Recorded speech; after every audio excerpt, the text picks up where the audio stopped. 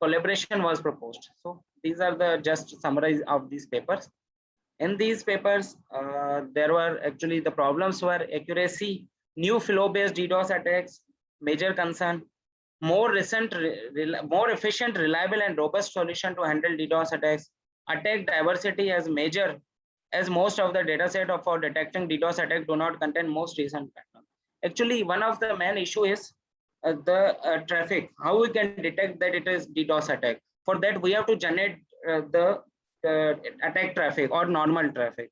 So to generate traffic, we have multiple methods. One is we can use a simulation tool, or one we can a programming tool which will generate the random traffic. And other one is that we can take the real-time DDoS attack traffic as a data set which is available on the internet. We can take that data set and we can train and test our model according to that data set. So current data set should be used, because means the most DDoS attacks in current areas, current years, for example, in 2021, 2020, if we are taking the data set of these years, it will be good for the solution. It will be good to detect how to detect these, right?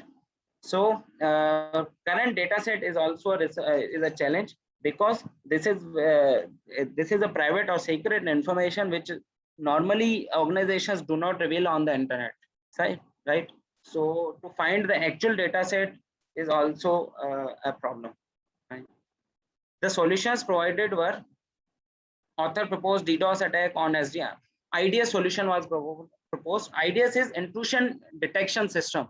Right now we have firewalls, we have solutions available in which built-in IDS or IPS modules are available. IPS is intrusion prevention system. IDS is intrusion detection system, in which there are anomaly based or signature based attack patterns are already available. If any of the attack hits that signature based algorithm, the traffic will be blocked at that time. So we have currently in our real infrastructures IPS and IDS modules available which are embedded in firewalls, right?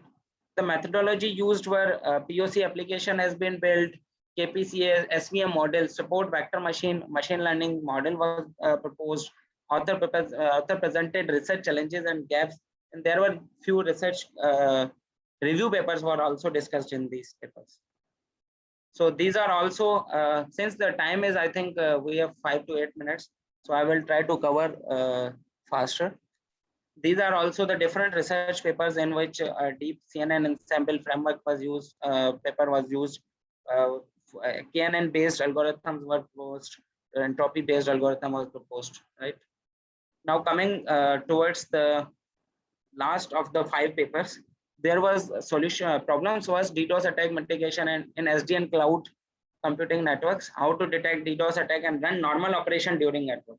This is also a major challenge. If DDoS attack is occur and it has compromised our network, so how to run the normal operations at that time? It is also a problem, right? So the solutions provided were author proposed an IDS, author proposed an ML machine learning programming, decision tree and random forest algorithms were presented. Actually, in methodology, most of the researchers have used Mininet as a simulation tool. Simulation based methodology we provided.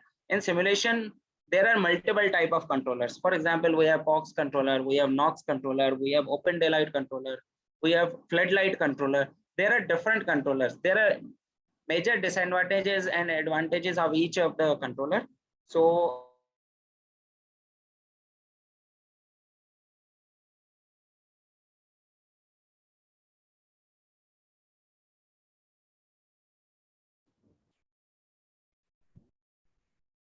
आवाज आ रही है, मेरी आवाज आ रही है?